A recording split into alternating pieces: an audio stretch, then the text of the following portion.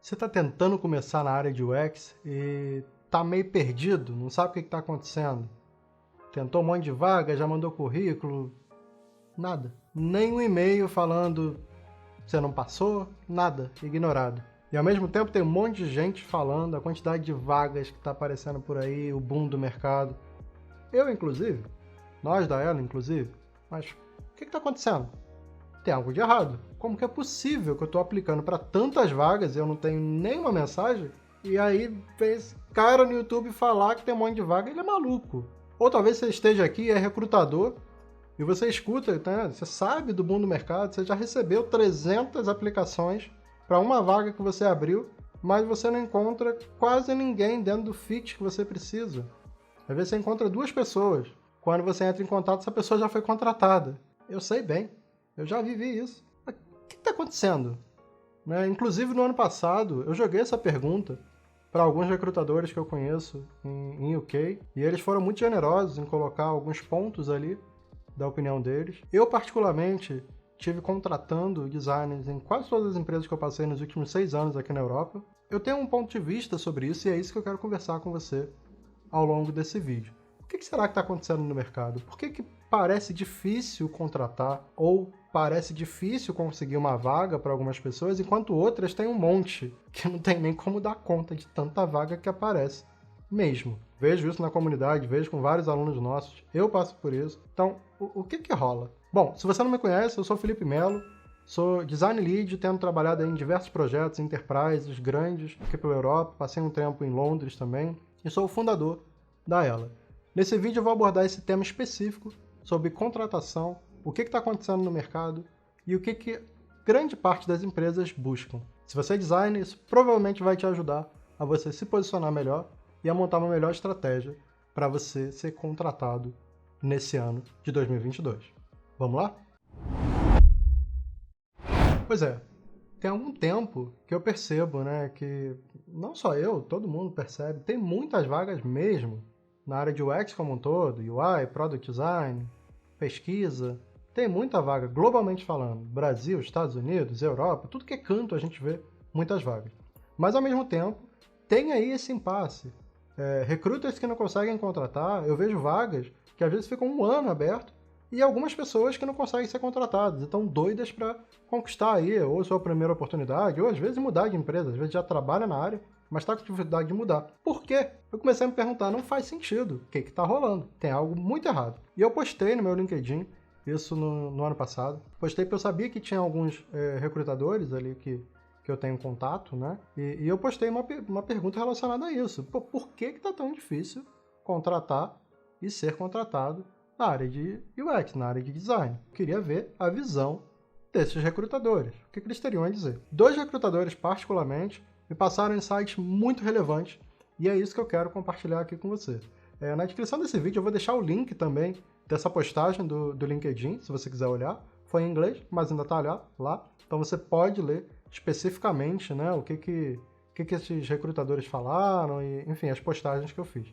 Tá? Foi mais de uma postagem, eu vou colocar os links aqui embaixo, caso você queira ver. Bom, a primeira resposta que eu tive foi do Sam Gale. Ele é recrutador focado nessa área, então ele foca em UX, em UI, em Visual Design, em Product Design, enfim, tudo relacionado a design, né? E ele foca muito em UK, não sei o quanto ele pega a Europa, mas acho que o foco principal dele é em UK, mas muitas vagas que ele pega, muitas empresas, e ele colocou alguns pontos aí muito relevantes, alguns pontos muito chaves. Por exemplo, o primeiro ponto é que o mercado está muito competitivo e que agora, com a questão da pandemia, isso amplificou. Então, a competição entre empresas e pessoas interessadas, né, em trabalhar, talentos, aumentou.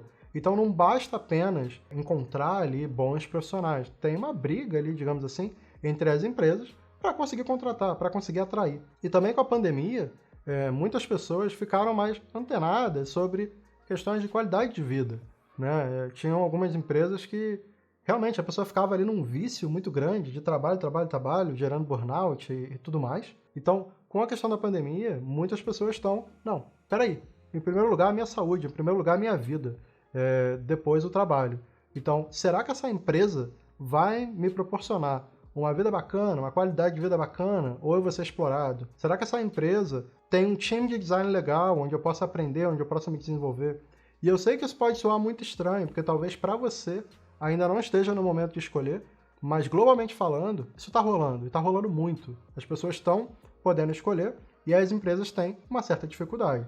E aí as empresas também querem escolher. Então mistura isso tudo, já fica caótico, já fica confuso. Porque você diminui muito a quantidade potencial ali de vagas, porém, na minha opinião, quando dá ali o match, tem chance de ser muito bom. De realmente a empresa tá afim e o profissional também tá muito afim e a coisa funcionar e casar melhor.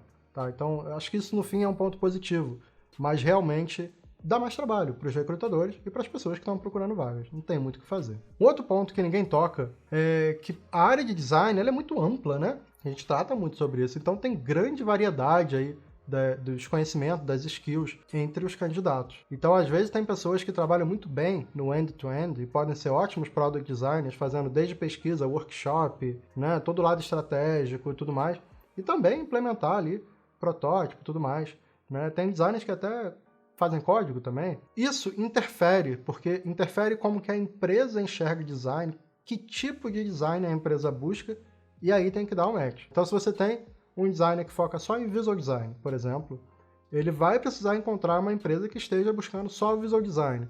E aí tem que ter aquele match no estilo, né? De a empresa acreditar naquele tipo de trabalho, daquela forma, e o profissional também. Então isso é um outro ponto que afeta muito e aumenta a dificuldade. Eu, particularmente, entendo também muito desse ponto. Esse ponto que o Sam colocou faz muito sentido para mim, porque quando eu vou conversar com algumas empresas para contratos, para projetos e tudo mais, tem alguns sinais que as empresas me passam, que elas enxergam o design de uma forma e que às vezes eu não estou muito afim de me envolver com aquele caminho, porque eu não acredito, não é a forma como eu enxergo o design, né?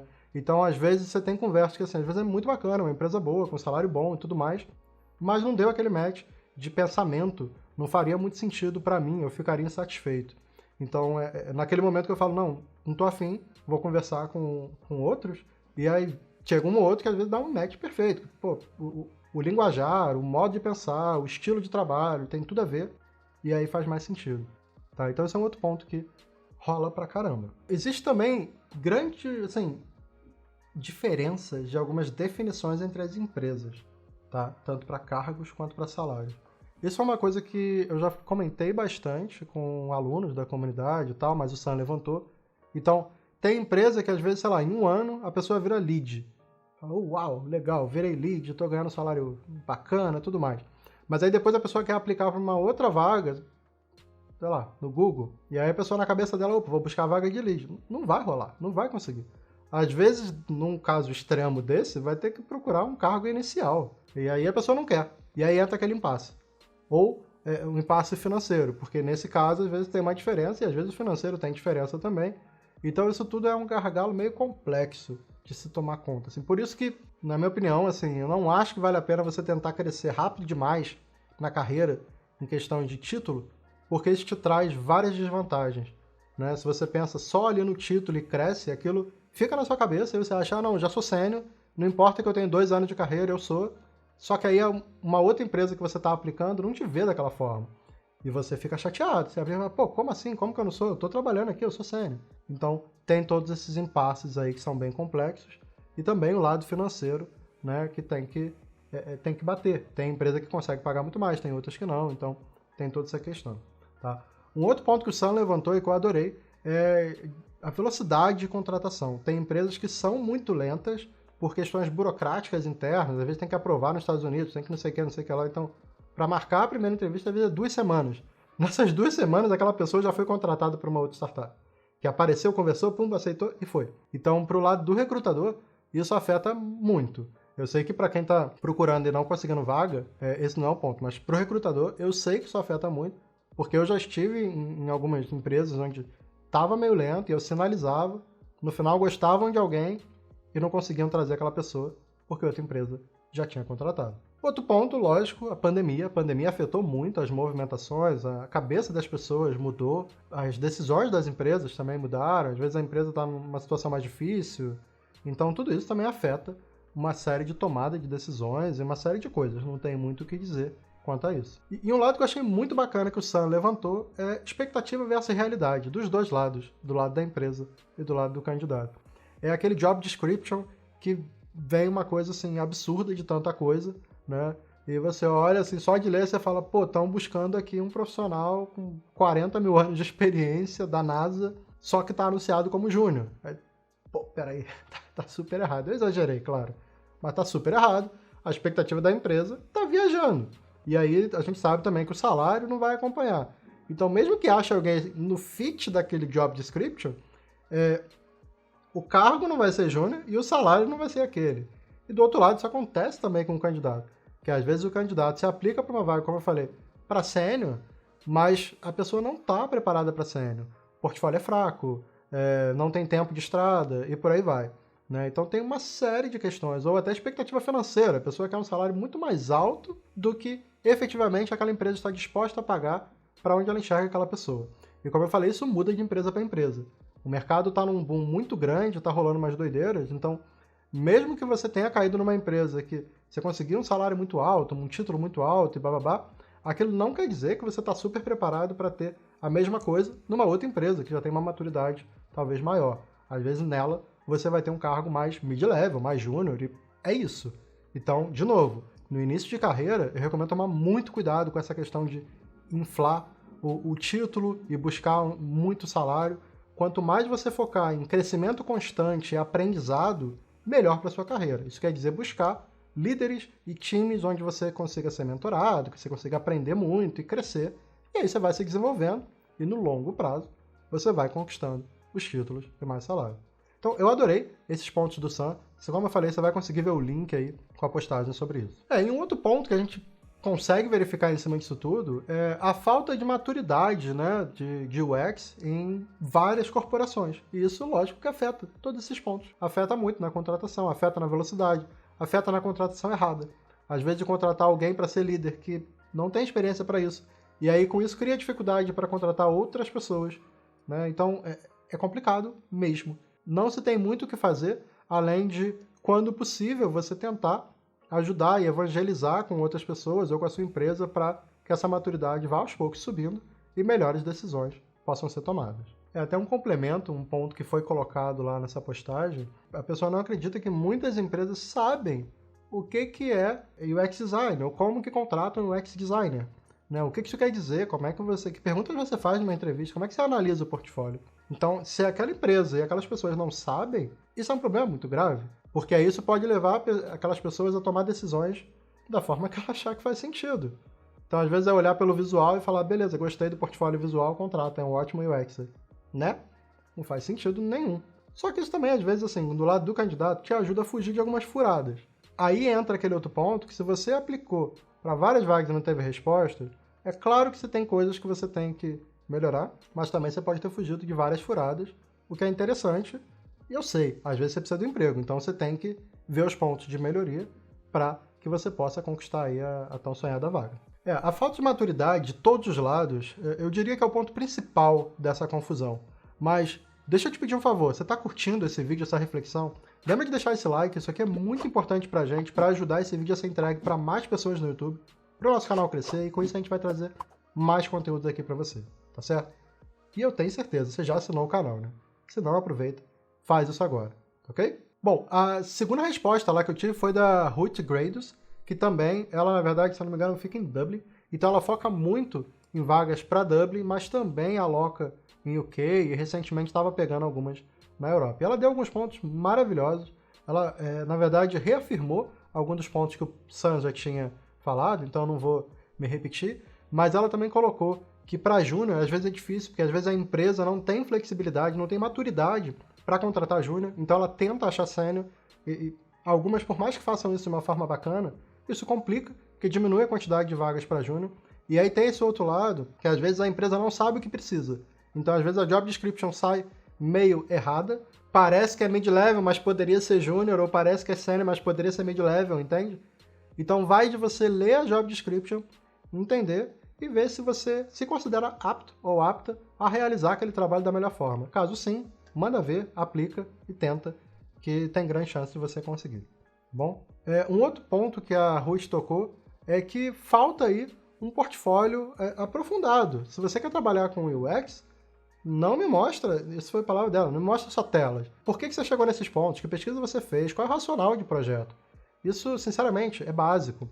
E a gente segue vendo várias pessoas aplicando, e eu não sei se é o seu caso, mas se for, isso que está te impedindo de conquistar essa primeira vaga. Eu já falei até num outro vídeo curtinho aqui no YouTube, se você está vindo de qualquer outra área e quer entrar na área de UX, a pior forma é você sair aplicando para vagas de qualquer maneira. A melhor é você começar estudando. Seja pelo YouTube, seja por livros, por cursos, enfim, tem várias maneiras. Mas você precisa primeiro entender UX, fazer UX, criar projetos acadêmicos, se desenvolver, para então você procurar uma vaga. Nas empresas que eu passei, eu ajudei em contratação, e olha, é impressionante a quantidade de vezes que a gente recebe vagas com portfólio tendo branding, logo, né? Às vezes tem web design e a gente fala, opa, esse aqui tá avançadinho.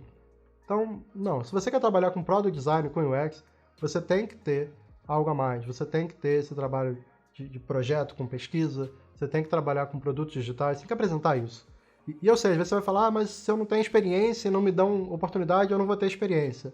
Não, você consegue fazer isso de uma forma acadêmica. Desenvolve projetos próprios, seja em algum curso que você estiver fazendo, ou na escola que você estiver fazendo, ou por sua conta, você consegue aprender pelo YouTube, por livros, você precisa desenvolver projetos. E esses projetos, eles precisam simular a realidade, né, do seu dia a dia de trabalho, para você mostrar para o recrutador e para os hiring managers, para as pessoas da empresa, que você tem aptidão, que você tem conhecimento, que você pode realizar aquele trabalho da melhor maneira. Tá? Eu te garanto que se você fizer isso, você vai começar a, no mínimo, ganhar algumas entrevistas, caso você só esteja recebendo negativas. O último ponto que a Ruth falou é que as empresas normalmente não contratam consultorias ou recrutadores para contratar design júnior. Normalmente, quando tem vaga de júnior, as empresas fazem de sua própria forma, colocam algumas vagas, às vezes as pessoas nem ficam sabendo, então, se você acompanha alguma empresa que você gosta, olha no site dessas empresas grandes, se aparecer alguma vaga de júnior, opa, é o momento de você ir lá, aplicar e manda ver. E essas empresas, quando abrem, normalmente para júnior, realmente elas colocam a barra de entrada bem mais baixa, tá? O que não quer dizer que você não tenha que ter um preparo inicial. Quanto mais preparo inicial você tiver, maiores são suas chances. Pensa que vaga de júnior, se pedir pouca coisa, vai ter 1.000, 2.000 aplicações. Você precisa ter forma de se destacar.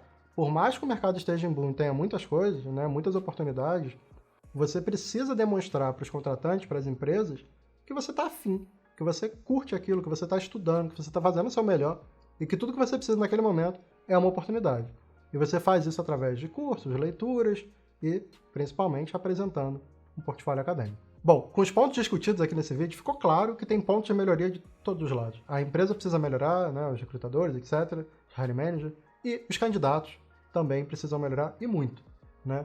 Como você aplica, a questão de ser educado, de mandar um e-mail bacana, de mandar uma cover letter legal, seu portfólio está legal, chegar na entrevista preparado, pesquisar sobre a empresa. Tem uma série de coisas que você pode fazer e que vai te ajudar. A boa notícia eu acompanho centenas de alunos, tem anos, e todos que seguem esses passos e que realmente se dedicam, realmente apresentam o melhor para a empresa, conseguem. E não é uma oportunidade não, conseguem várias, em pouco tempo indo para outras e outras e outras. Então, não desanima. Se você está tentando entrar e não está conseguindo sua vaga, tem uma série de coisas que você pode fazer, principalmente rever. Se você já está estudando, reveja como você está fazendo esses estudos, como é que está o seu portfólio, se tem algo ali, se tem projeto diferente que você tem que fazer, coisas diferentes a estudar, enfim. Você tem que repensar toda essa sua estratégia, tá certo? Mas o que está muito claro é que o mercado não está diminuindo, longe disso, ele está expandindo cada vez mais, tem muitas vagas mesmo. Só nesse ano eu recebi já um monte de busca, de oferta pelo LinkedIn, não tem nem como dar conta. Dentro da comunidade a gente tem uma área de vagas, todo dia é um monte de vaga que o pessoal posta, então no mundo inteiro as vagas só aparecem. Então se você tiver afim, se você se dedicar, você vai conseguir seu espaço no mercado. Mas eu não estou falando que é amanhã, estou falando que você vai ter que sentar, estudar, correr atrás. E aí, na hora certa, isso vem. Tá? Eu diria que o normal é 1 ano estudando para a coisa se desenvolver, né? Estudando bem, não é estudando pouco não. Tá bom? Espero que esse vídeo tenha sido útil para você e tenha trazido boas reflexões. Se você curtiu, de novo, deixa seu like, envie esse vídeo para algum amigo ou amiga sua que possa ajudar, certo? E eu espero ver você no próximo vídeo aqui no nosso canal. Um grande abraço. Tchau, tchau.